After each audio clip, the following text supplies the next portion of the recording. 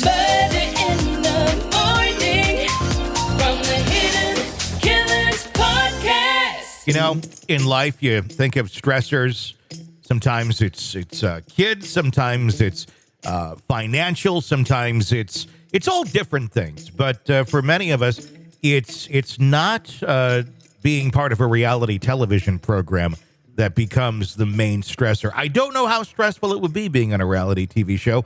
I don't think I would like it. It looks like a lot of, especially reality, you kind of got to be over here. You can't talk about this. I don't know. Every time I've done... It seems really restrictive, doesn't it? It Just does. like you can't be yourself. And if you are yourself, you're opening yourself up to criticism about who you are as a person. Yeah, I mean, anytime you're out there, you get that. But somehow more when they see your face, it happens more. And this seemed to really be a tragedy that took place here. As a couple was trying to showcase a home renovation that they were working on a reality television show.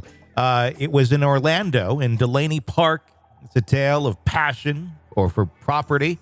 It took a heart-wrenching turn. David Tornes, a 55-year-old Florida man, currently stands trial for the murder of his wife, 39-year-old Shanti Cooper-Tronnes.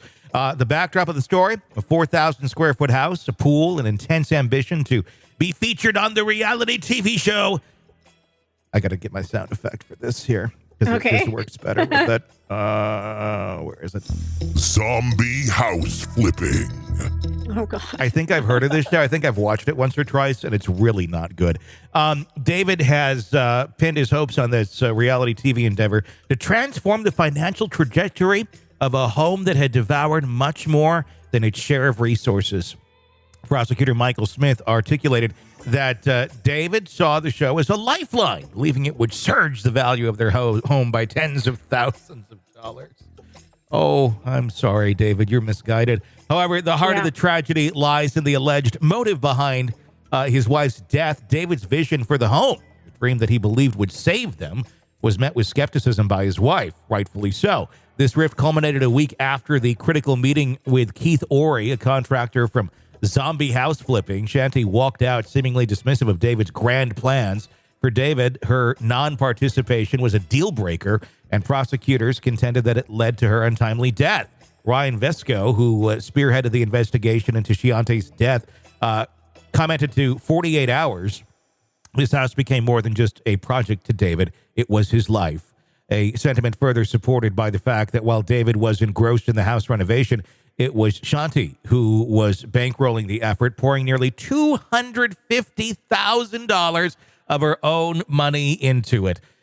Oh, you know, it really... Wow, I wish I had that kind of money in the bank, don't you? I've done something very similar. Geez, sorry. I just stuck my foot in my mouth. Maybe I can't talk anymore. No, I mean, it was several years ago, and it wasn't like we just did it all at once, but it was a slow trickle. It was, and by the time we left that home, I totaled everything up to see how much had been put into it in pet projects that my ex wanted to do, and it was in that area. Well, but wait a second. This was your last house, right? No, this was 3 houses ago. Okay, because I was going to say your last one, you were just putting fun things in and making it. That was home. And that was my choice because we had gotten divorced fairly early into living there. But yeah, previously, she was good at what she did with houses, but it was you looked at it and you look back going, we did not make any of that back. This was all just like a really expensive hobby, if you will. And there's a lot of those people out there, Tony, those people who are like, oh, I can do this. I've seen it on a show on the weekend. But what they don't see on these home improvement shows is the turmoil and blood, sweat, and tears that go into these things.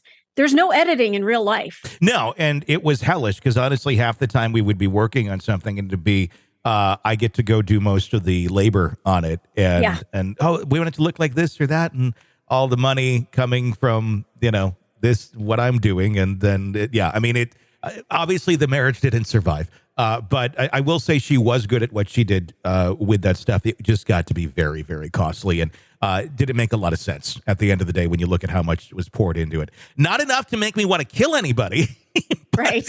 But enough to make you go, we get control over that? And we both actually did realize that at a point. There wasn't ever a fight over any of that. It was just, oh, holy shit. Adding another layer of complexity to their dynamic, Shanti was identified as the sole breadwinner by Prosecutor Smith, a financial and accounting consultant by profession. She shared custody of her 8-year-old son from a previous marriage. Due to the ongoing home renovation, she and her son had been relegated to living in a garage apartment, sharing a bunk bed. Meanwhile, David resided in another section of the house with her dogs. Okay, never had to go that far. We always had bedrooms that were good. Keith Ori, the reality TV contractor, provided insight into the extent of David's renovation, saying that they took away all the interior dividing walls and basically was a 2-story shell. So they gutted the house. Ori's statement paints a picture of a house gutted to its bones, mirroring the fractured relationship between David and Shanti. Authorities pointed out the deception formed a significant aspect of David's persona. Cooper-Tronnes' stepfather, in a statement to WFTV, disclosed that David had misled them about his financial standing. He always claimed he had millions, but Shanti brought everything in, he revealed. It wasn't financial deceit that David was engaged in. Authorities unveiled that he had frequented a gay spa, indicating a concealed part of his life. The spa visits continued both after their wedding and shortly before Shanti's death. So that would put a little question into the commitment of the marriage, I would imagine, for most people, unless they had some sort of, hey, you go do your thing and we're good. People sometimes have that. Yep, I do. I don't know that it's always the healthiest, but far be it from me to judge someone else. Wait, that's what I do. Yeah, do whatever you want. I can't be in a relationship where there's others involved. To me, it's a one-on-one thing. It wasn't just financial. David and Shanti's romance began online, a beacon of hope for the two souls searching for connection. David had been residing in Minnesota, eventually relocated to Florida, making the beginning of their life together. But the relationship's dark undercurrents soon surfaced. The focus shifted from love to the grandeur of the house that David was so obsessed with, culminating in the tragic demise of Shanti. Questions emerged from the onset when first responders were summoned to the scene. Torrens' claim, stating that his wife had accidentally passed out in the bathtub, quickly came under scrutiny. Cooper-Tronnes' injuries painted a starkly different narrative. Smith highlighted the evident violent attack she had suffered, with injuries including a huge wound on her face and bruising around her neck. The trial is undoubtedly going to be very emotionally charged and challenging. Interestingly, defense attorneys have chosen to defer their opening statement. Initial assessments ruled David incompetent for trial due to manifestations of schizophrenia. However, post-treatment at a state hospital, he was declared competent in May of 2022, now paving the road for the trial to proceed. We don't know exactly when it will be yet, but it certainly looks like one we want to follow. I do feel like this might be very open and shut, though, when we look at what the injuries were to her and the claim of, oh, she fell in the bathtub. Really? That's the story you're going with? Are you sure about that? Are you sure? It's almost as bad as they fell down the stairs. It's always the stairs. Stairs have a little more leeway because you can fall down those stairs and you can injure yourself a gazillion different ways every time you go downstairs. I feel like that could be a legitimate thing where like someone fell down the stairs, like the movie The Staircase and that whole case that was going on for quite some time. And he ended up getting off on it. He was found not guilty in the second trial. Oh, wow. But when you have marks around your neck that show like strangulation and you have bruising and open wounds and you just happen to slip in the bathtub or pass out in the bathtub. No. I mean, people do fall and slip and hit their heads. That happens. But there isn't usually magnificent strangulation marks from the tub. Unless you have the tub from Ghostbusters. That one, I think, could probably strangle you. But I don't think they had that in this case. Going to be interesting to watch. And it is scary how people can get obsessed into something so deep.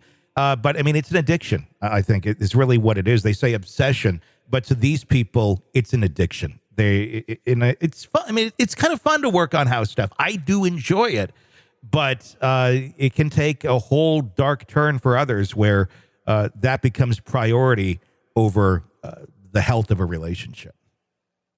Yeah, absolutely. Oh, that's a great point. So interesting story. We'll keep watching it for you here when that trial begins. We'll let you hear exactly what's happening. We'll find out if there's audio in there or not. That will be one to watch. Sick of the ads? We are too. Start listening with no commercials now and get access to all of our episodes in advance of everyone else. Become a True Crime Today Premium Plus subscriber on Apple Podcasts. Search True Crime Today Premium Plus on Apple Podcasts or go to our podcast page and sign up now. True Crime Today Premium Plus. Sign up now.